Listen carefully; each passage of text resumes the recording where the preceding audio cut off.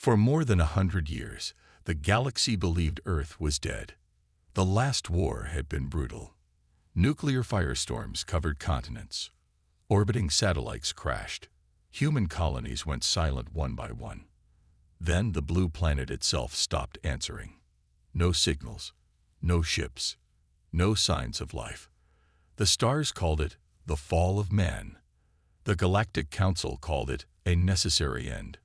Many species had feared humans, respected them, and even envied them. But once the silence came, they assumed the humans had destroyed themselves. Time passed. New empires rose. New technology spread. Peace, though uneasy, returned. Children in alien schools learned that Earth was a ghost world now. A graveyard. No need to visit. No need to remember. But some didn't forget. Captain Velik of the Tsarn Republic had always doubted the extinction story. He was a war historian, one of the few who studied human battle tactics. He knew how humans fought, with rage, speed, and unpredictability. They were survivors, fighters. Even in their last war, they held back weapons no one else dared to build. So why would a race like that vanish without even a final message? One day, aboard an old observation station near the outer edge of the galaxy, something strange happened. A sensor pinged. A faint old-style radio signal touched the station's edge. Weak, slow, distorted. But it wasn't random. It had a pattern. It repeated. Velik stared at the screen. This frequency hasn't been used in over a century. His second officer looked confused. Where did it come from? Velik zoomed in. The source was impossible. Earth. At first, they thought it was a glitch, an echo. But it wasn't. The signal continued for 3 days. Always the same message. A sequence of numbers, a burst of static, then silence. They sent a drone ship toward the Sol system to check. It never came back. Then, 2 weeks later, a research station on the edge of the asteroid belt went dark. No warning, no explosion, just vanished. The only clue left behind was a short message that showed on every terminal just once before deletion. We are not Joanin. Panic spread in quiet waves. The Galactic Council met in emergency session. Many believed it was a prank. Others feared a trick by another rival species. But the few who studied humans, like Velik, knew better. This isn't a return, Velik said. This is a warning. The council laughed. Earth is ashes, one said. Let it stay buried. But not everyone was laughing. Some members remembered the last human council war. They remembered how humans disabled whole fleets with EMP bombs and used AI viruses that crashed enemy systems in seconds. They remembered how humanity lost, but only barely. Some suspected Earth never truly fell. Meanwhile, on the dark side of the moon, something began to move. A satellite, dead for over 100 years, powered on. Its solar panels unfolded like wings. Cameras blinked awake. A signal pulse went out, not toward the council, but toward something deeper in space. Something old. Something waiting. On Earth's surface, the planet still looked broken. Cities were ruins. Skies were gray. Oceans were rising. But deep below the surface, under the remains of what was once North America, giant doors began to open. No one saw it. No one heard it. But the planet was waking up. Inside a control chamber lit by glowing blue screens, a man stepped forward. His uniform was faded, but his posture was straight. His eyes were calm, calculating. Status, he asked. An AI voice replied, soft and clear. Signal received. Observation complete. Phase 1 has begun. He looked at a screen showing stars and planets. Dozens of alien races, thousands of ships. They thought we were extinct, he said quietly. Yes, the AI replied. And now they've lowered their guard. The man nodded slowly. Then it's time to remind them. In space, the signal changed. Now it carried not just numbers, but a word. One single word, spoken in 100 languages, and still understood by all. Return. Across the galaxy, deep space sensors picked it up. Old humans' allies, now scattered and hidden, heard it and turned toward Earth. Old enemies heard it too, and froze. The silence was over. Humanity was not dead. They had been watching. They had been waiting. And now, they were coming back. The message spread fast. Across every star system in the Galactic Union, the signal repeated itself again and again. A strange rhythm. Numbers. Static. Then one word. Return. No one knew what it meant, but everyone felt the same cold feeling in their chest. For the younger species, it was just noise. But for the older ones, those who fought in the Human Council War, it felt like a whisper from the past, a voice calling from a grave that was never truly closed. The council met in emergency session again. Dozens of alien leaders, generals, and scientists stood in a great hollow chamber in orbit over the planet Dalnar.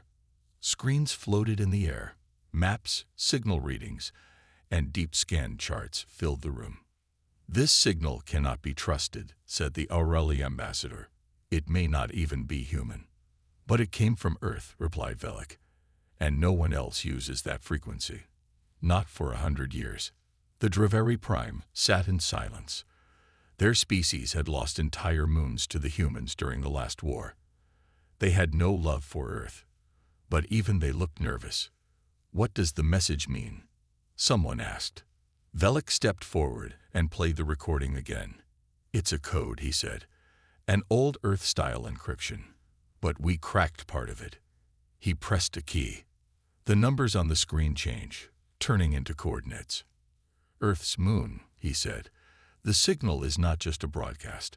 It's a lock-on point." Gasps filled the chamber. "They're sending a beacon," someone asked. "Or a command." The council fell silent.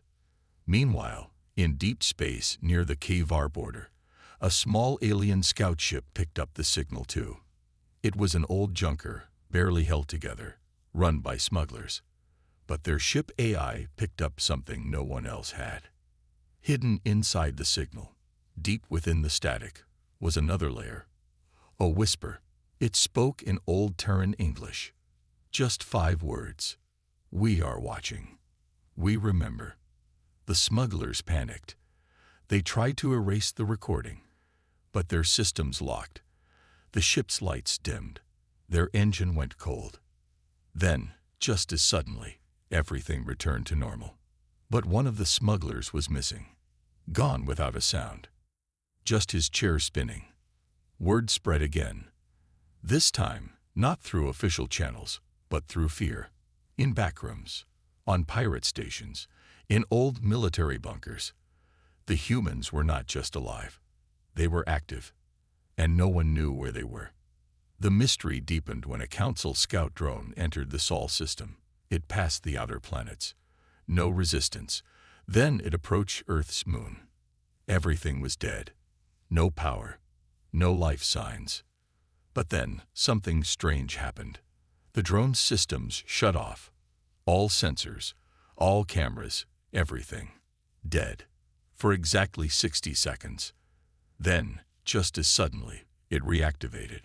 The drone returned to Council space, confused and damaged. When engineers opened its memory core, they found something burned into the metal.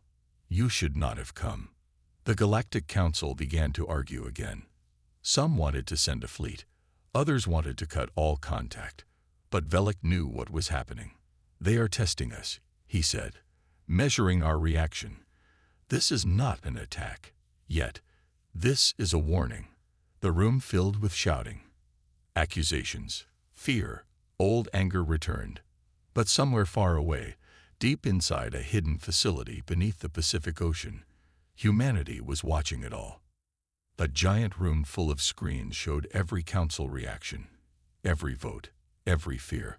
A soft blue light glowed from the walls. Rows of machines hummed.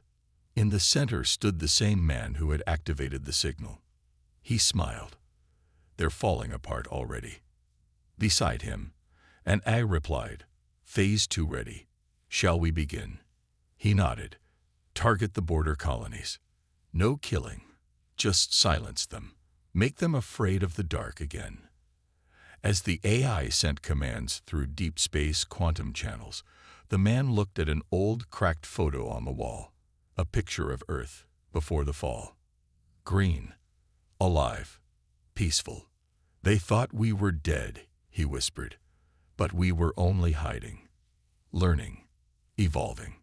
Above Earth, in high orbit, something massive began to wake. A giant ring-shaped structure, once hidden behind cloaking fields, began to rotate.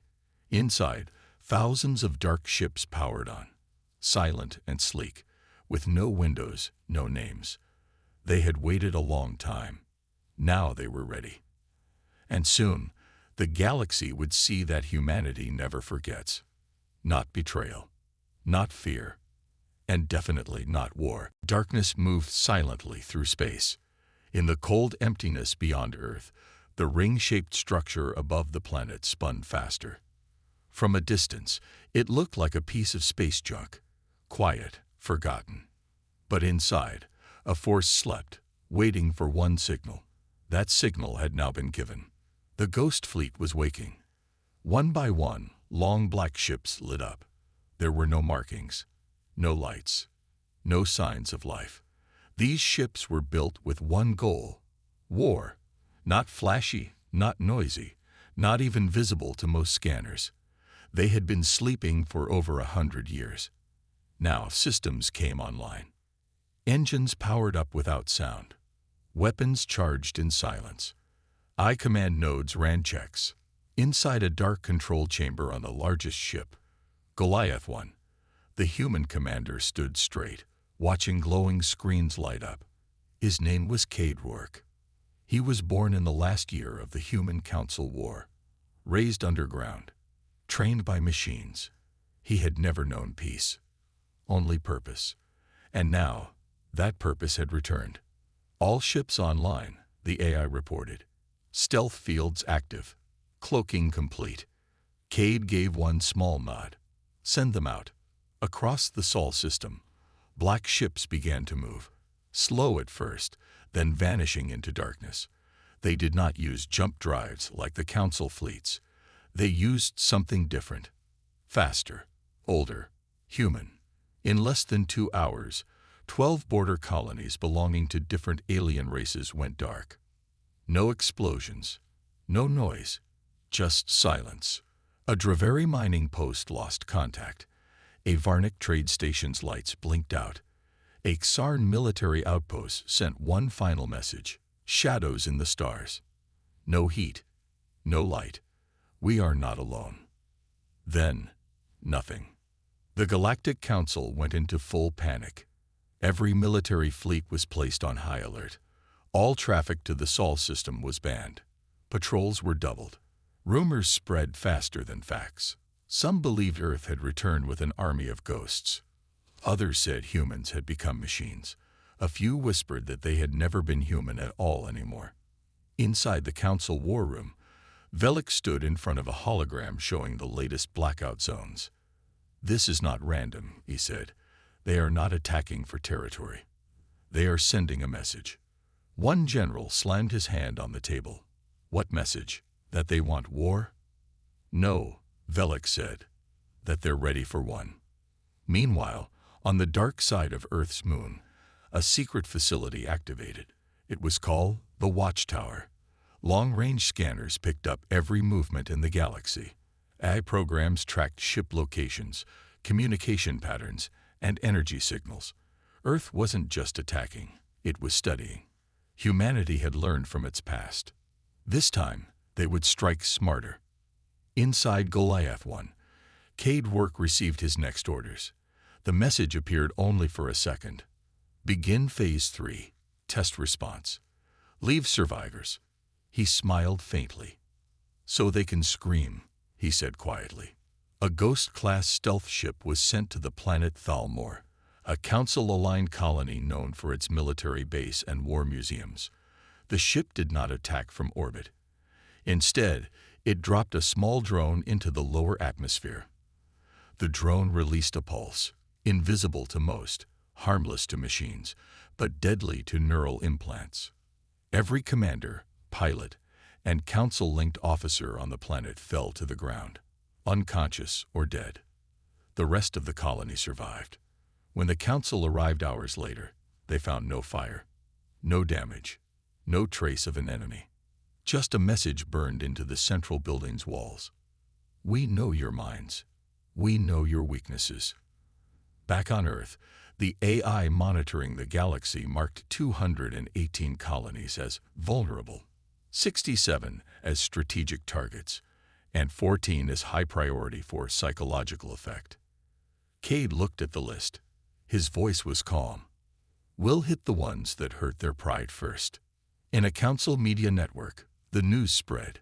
For the first time in over a century, a code-red threat was declared across all known space. Humanity. A word that hadn't been said in fear for generations was now whispered again. And this time, the fear was worse. Because no one could see the enemy. No one could predict the pattern. The humans didn't claim planets. They didn't demand peace. They didn't even speak. They just acted. Fast. Quiet. Deadly. In the shadows between stars, the ghost fleet moved like a virus. And one truth became clear to everyone. Earth had never been silent. It had been watching, waiting, preparing. And now it was reminding the galaxy what it had once been known for. Not kindness, not peace, but unmatched fury. Fear had returned to the stars. Not fear of war. War was common. Not fear of death. Most species had faced that. This was different. This was the kind of fear that came in silence, in shadows, in unanswered questions. Humanity was back. But they weren't talking. They weren't asking. They weren't invading. They were simply reminding the galaxy that they had not forgotten. And that scared everyone. In the Grand Hall of the Galactic Council, leaders from over 40 species met again. The chamber, once a place of peace, was now filled with shouting and confusion. Giant holograms showed attack zones, ships missing, colonies dark, worlds trembling. "We must strike Earth now," shouted the Varnic general, "before they hit the core worlds." "They've already hit us," said a Dravari ambassador. "They didn't need to fire a weapon. One signal. And our people can't sleep." Reports were flooding in. People were afraid to turn on their comms. Some claimed to hear voices in the white noise. Others said human words were appearing in their dreams. At first, the council laughed at such reports. Now they weren't laughing. On the planet Surin 5, a peaceful science colony, the entire population woke up to the same sentence broadcast into their homes. "Do you remember what you did to Earth?" They had never fought humans, but it didn't matter. The message had been sent, and it worked. Panic spread faster than light. Old war veterans locked themselves in bunkers. Civilians refused to travel near human-claimed zones, even if no humans had been seen there in years. Whole trade routes were abandoned. And still, Earth said nothing. The silence was worse than war. The Galactic Council sent a massive recon fleet toward the Sol system, 200 ships strong. Their goal: reach Earth, confirm the source, and maybe, just maybe, try to talk. But halfway there, the fleet stopped. Not because of enemy fire, not because of damage, because every ship's AI shut down at once. Their screens went black. Engines failed. Then, a single sentence appeared on all systems, in every language known in the galaxy. "Turn around. You are not ready." And just like that, the systems came back on. The fleet turned around without another word. Back on Earth, Commander Cade Rourke stood before a wide screen showing the recon fleet in retreat. His face showed no joy, no anger, just focus. "They blinked," he said. The AI beside him responded. "Phase 3 successful. Psychological damage rating, 89%. Rourke nodded. Then we go deeper. But not everyone in the galaxy was running. In a hidden base in the Draxan system, an elite strike force was being prepared, made of the best soldiers from every species. They were called the Iron Shield. Their mission: infiltrate Earth, steal human tech, and destroy the Ghost Fleet's command systems. But before they could launch, something happened. Their base, buried deep under a mountain, received a signal. Not a voice, not a sound, a feeling. Every soldier in the base collapsed to the floor at the same time. Eyes open, minds frozen, not dead, but broken. When help arrived, they found only one message on the wall. Burned in, written in blood. You do not understand fear. Yet. Back at the council, Velek watched all of this with growing dread. He had studied humans his whole life. He had read their old war logs, their stories, their psychology. He knew what was happening. This isn't war, he said to the council. This is preparation. The others stared. Preparation for what? One asked. Velek looked at the stars. For something bigger. They're not trying to conquer. They're trying to test. Test what? Someone whispered. Velek's voice was low. Themselves. Meanwhile, in Earth's underground command center, the AI showed Cade a projection, a countdown. Phase 4 begins in 7 days, it said. Cade stared at the screen. No need to rush, he said. Let them sweat. Let them talk. Let fear grow. He walked slowly toward a locked chamber. Unlock, he ordered. The doors opened. Inside was a single glass tube, and inside that, floating in fluid, was something strange. Not a human, not a machine. Something new. Something Earth had built to go beyond war. Cade placed his hand on the glass. Soon, he said. And far above, in the deep black of space, the Ghost Fleet waited. Engines silent, weapons cold, eyes open, watching, waiting, letting fear do its work. Earth was no longer the planet it once was. From space, it still looked blue and green. Clouds still moved over oceans. Cities were still in the same places, but something had changed deep inside. Not just in the land or sky, but in the people themselves. Humanity had evolved. For 250 years, the galaxy thought Earth was dead. After the last war, after the bombs, after the final silence, no signal came out, no message, no trade, no life signs. The council believed humans were gone, victims of their own anger. But they were wrong. The truth was far worse. Earth had gone quiet on purpose. They had used the silence to hide, to rebuild, to learn.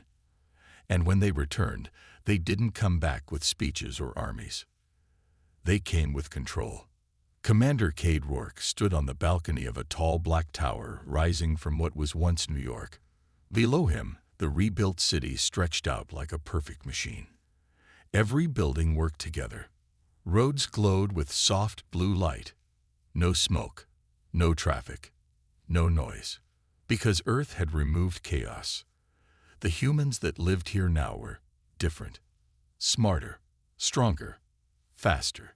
Their bodies were enhanced. Their minds were trained from birth. No one was lazy. No one was weak. Pain was a tool.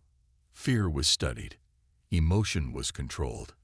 This was not the Earth the Council remembered. This was version 2. And Cade was one of the first. He looked out at the city and spoke quietly to the AI beside him.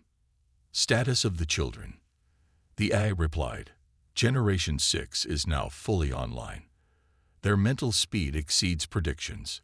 Physical growth is perfect. Emotional suppression is stable. Cade nodded. They will lead the future. Yes, the AI said. And they will never forget the past.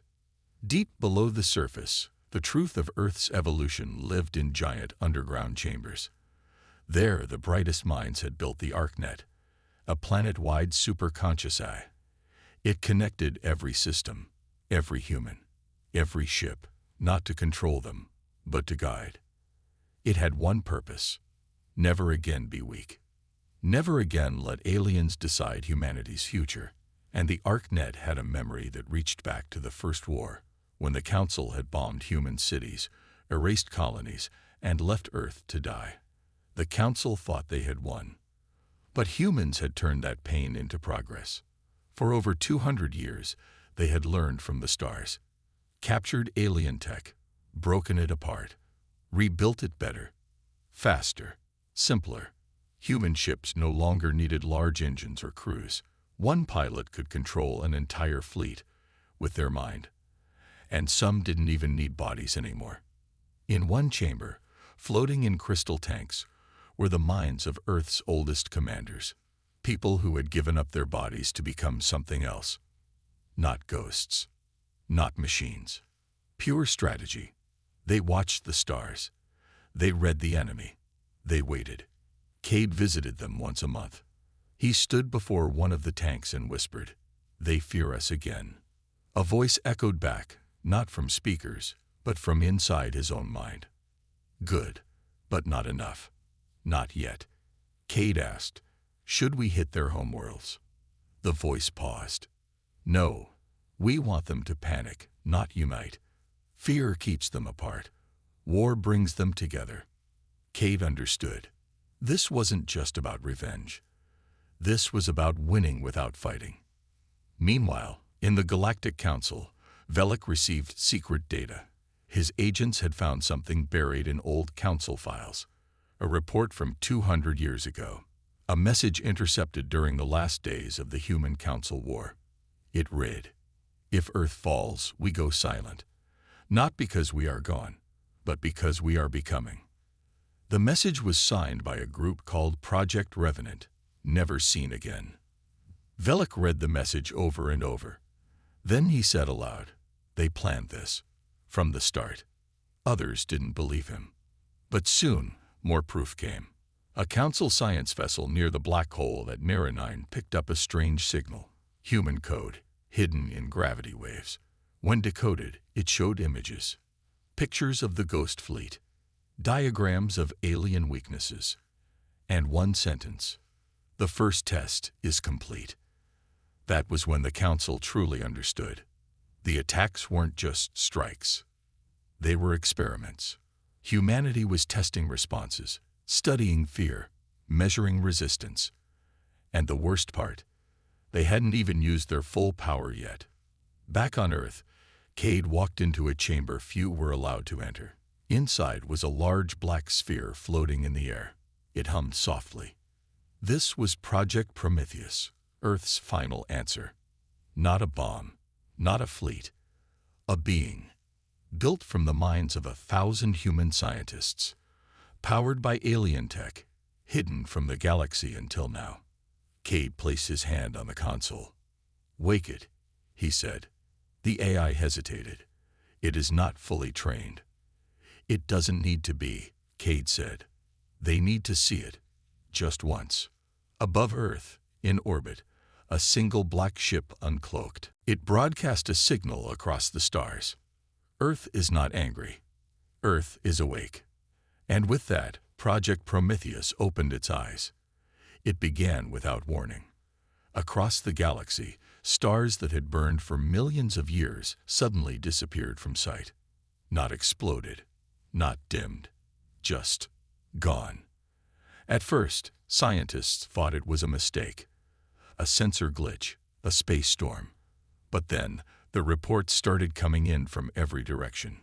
One star in the Cathari cluster blinked out, then 3 in the Vora spiral, then 7 more in the Sinari reach.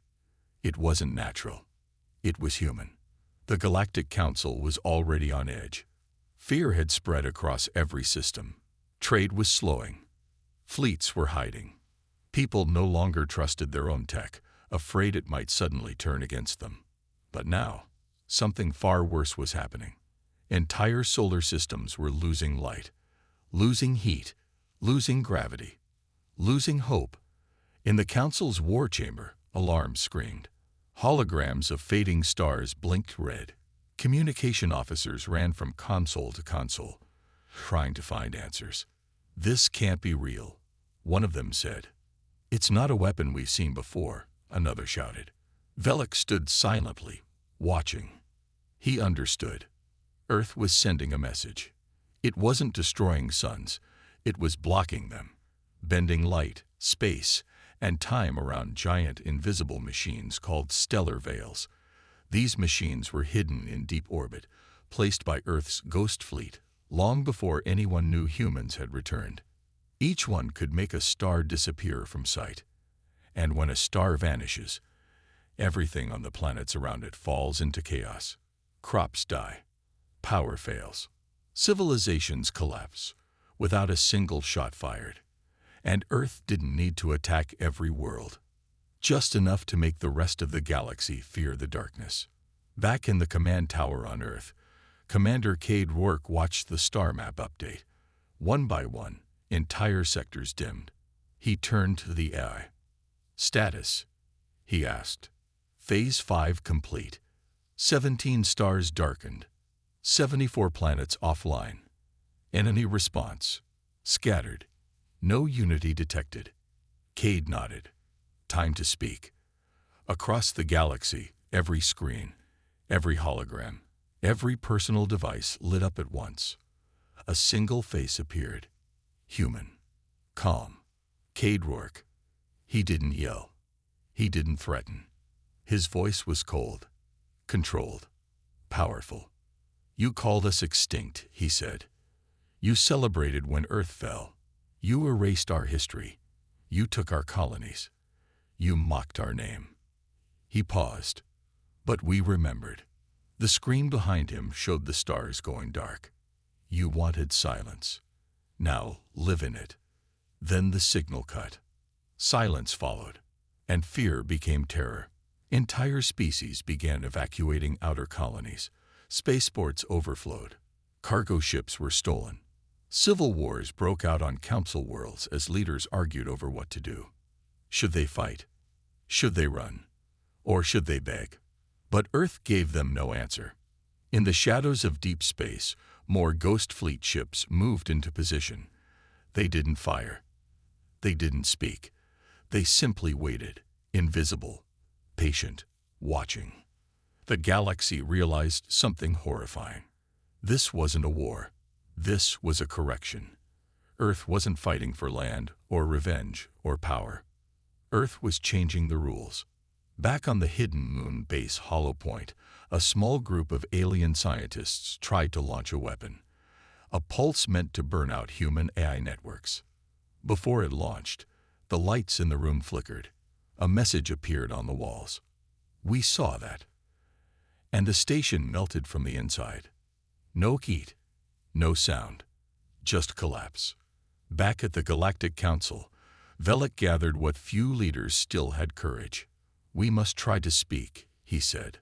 "They've shown power. Now we must show wisdom." "They don't want peace," one shouted. "No," Velek said, "but they might want purpose." So they sent a message to Earth.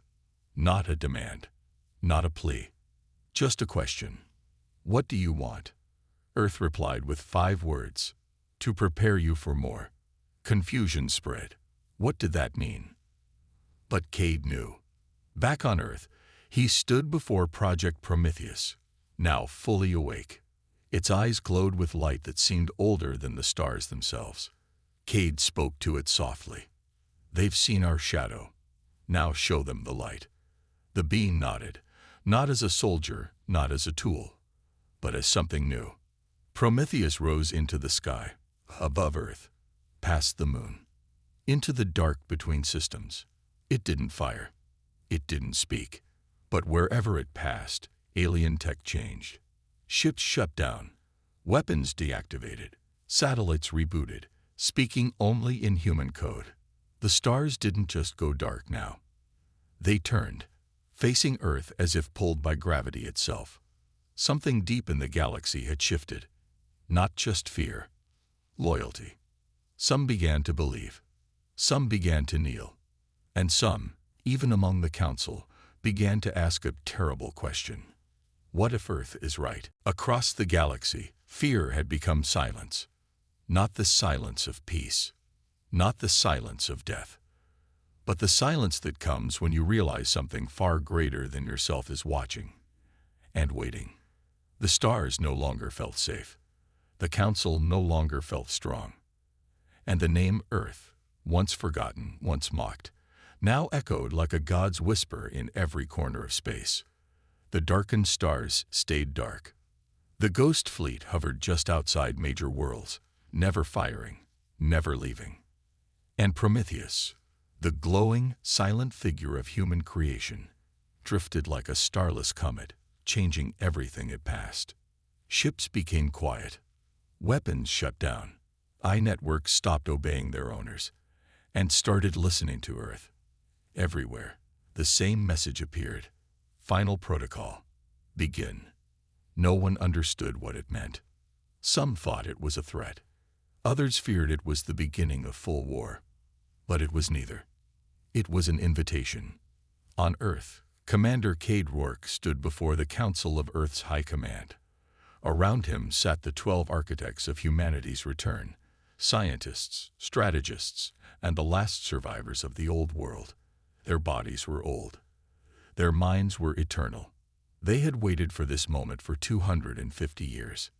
It's time, Cade said. They've seen what we can do. They've seen our patience. Now they must see our purpose. One of the elders leaned forward. Do you think they'll accept it? They don't have to, Cade said. But they will understand it. In the end, that's all that matters. In the center of the chamber, a massive hologram came to life, showing the entire known galaxy. Red markers blinked on every planet that had committed violence against Earth in the past. Yellow markers showed colonies lost. Green ones showed silence. Then the screen faded to white. A single sentence appeared. You were never ready for peace. That was the true purpose of the final protocol. Earth had not returned for war. Earth had returned because the galaxy had failed to grow. They had watched alien species fight the same wars over and over.